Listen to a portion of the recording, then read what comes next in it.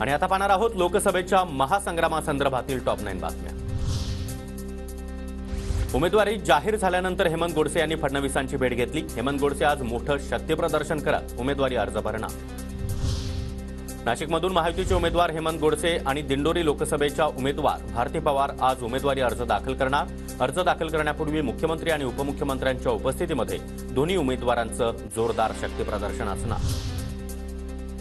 कल्याण लोकसभेचे महायुतीचे उमेदवार श्रीकांत शिंदे आज उमेदवारी अर्ज भरणार। अर्ज भरण्यापूर्वी मुख्यमंत्र्यांसह महायुतीच्या नेत्यांच्या उपस्थितीत जोरदार शक्तिप्रदर्शन।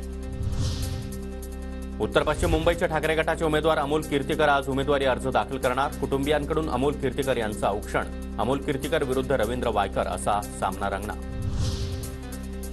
उत्तर मुंबई लोकसभेचे काँग्रेसचे उमेदवार भूषण पाटील आज उमेदवारी अर्ज भरणार। कुटुंबियांकडून भूषण पाटलांचं औक्षण। उत्तर मुंबईमध्ये भूषण पाटील विरुद्ध भाजपचे पियुष गोयल असा सामना रंगणार।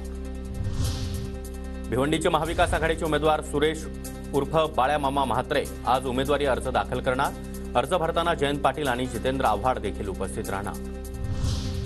पालघरच्या महाविकास आघाडीचे उमेदवार भारती कांबडी आज आदित्य ठाकरे यांच्या उपस्थितीमध्ये उमेदवारी अर्ज भरणार। अर्ज दाखल करण्यापूर्वी पालघरमध्ये महाविकास आघाडीचं जोरदार शक्तिप्रदर्शन होणार। इंदापूरमध्ये सुनेत्रा पवार यांच्या प्रचारासाठी अजित पवारांच्या आज 3 सभा। इंदापूर तालुक्यातील सणसर, शेळगाव आणि निमगाव, केतकी या ठिकाणी अजित पवार यांच्या सभांचं आयोजन।